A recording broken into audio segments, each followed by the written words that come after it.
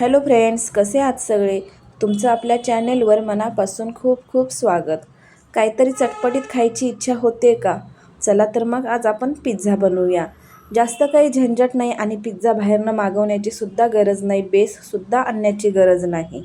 सगळं आपण आज घरीच बनवणार आहोत. चला तर मग रेसिपीला सुरुवात करूया.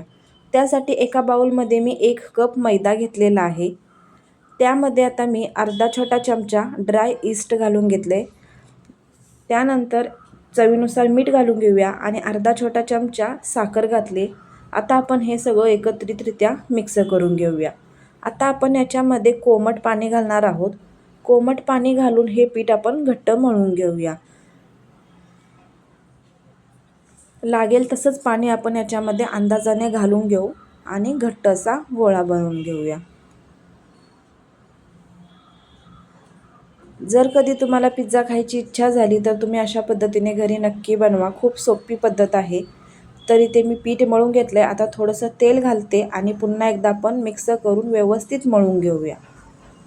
आणि आता हे पीठ आपल्याला 1 तासासाठी भिजत ठेवायचं आहे.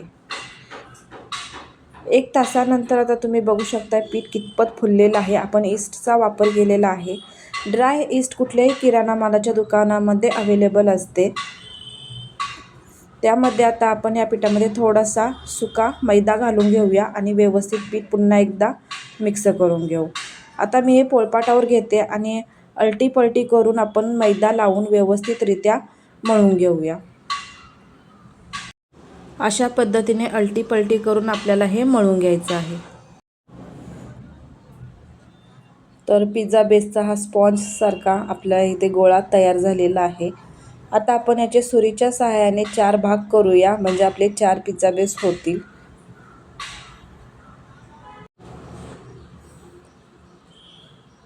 तर हे गोळे मला खूपच कमी वाटले, त्याच्यामुळे मग मी नंतर याचे 3च केले आणि 3च पिझ्झा बेस इथे मी बनवून घेतले. तर अशा पद्धतीने आपल्याला गोळा बनवून घ्यायचा आहे. आतल्या साईडला व्यवस्थित एकदा खेचून मग याचा दुमडून वगैरे गोळा बनवून घ्यायचा आणि मग आपण याचा पिझ्झा बेस लाटून घेऊया. पिझ्झा बेस थोडा जाडच असतो, त्यामुळे जाड लाटायचा, पण मी थोडा पातळ लाटते कारण पातळसुद्धा खूप छान लागतो त्यामुळे. आणि जर तुम्हाला बेस खायला आवडत नसेल जास्त तर पातळ लाटला तरी चालेलच. तर 1 पिझ्झा बेस इथे तयार झालेला आहे.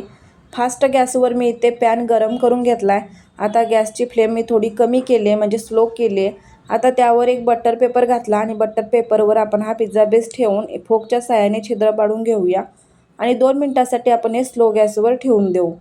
तोपर्यंत आपण इथे दुसरा पिझ्झा बेस बनवून घेऊया. अशाच पद्धतीने पिझ्झा बेस बनवून घ्यायचा.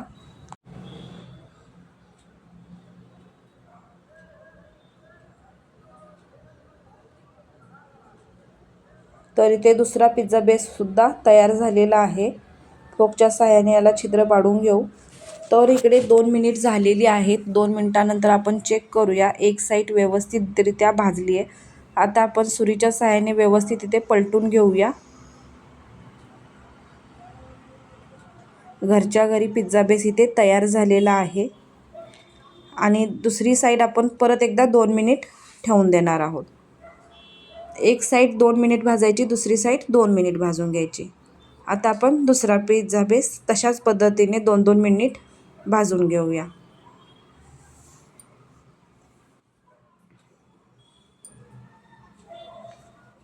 तर इथे 3 पिझ्झा बेस इथे तयार झालेले आहेत. आता ह्या पिझ्झा बेस तर आपण घरी बनवलेत. आता पिझ्झा तर झालाच पाहिजे. चला तर मग आपण चटपटीत असा पिझ्झा बनवूया घरच्याच सामानामध्ये. बाहेरून जास्त काही विकत आणण्याची गरजच नाही आणि जास्त काही खर्चच नाही. आणि जर अशा पद्धतीने बनवलात ना तर कधीच तुम्ही बाहेरून मागवणार नाही. तर एका पिझ्झा बेसवर मी बटर लावून घेते. त्याच्यावर आता आपण टोमॅटो केचप घालून घेऊया. थोडंसं मेयोनीज घालून घेऊया. थोडंसं मेयोनीज होतं घरामध्ये तर मी ते घालून घेते, नाही घातलात तरी चालेल. आणि 2 छोटे चमचे शेजवान चटणी घालून घेऊया, त्यामुळे टेस्ट अप्रतिम अशी येते. आता हे तिन्ही सॉसेस आपण चमच्याच्या साहाय्याने मिक्स करून घेऊया.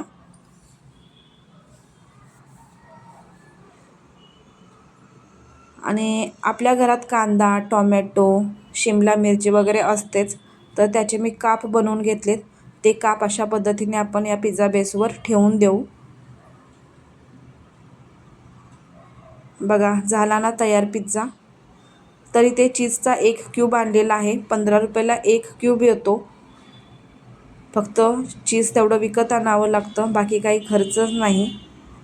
तर इथे 1 क्यूब मी एका पिझ्झा बेससाठी वापरलेला आहे. इथे 2 पिझ्झा मी बनवून घेतलेत. तर आता मी हा ओव्हनमध्ये बेक करणार आहे. त्यासाठी कन्व्हेन्शन मोडवर मी 180 डिग्रीवर 15 मिनिटांसाठी ठेवणार आहे.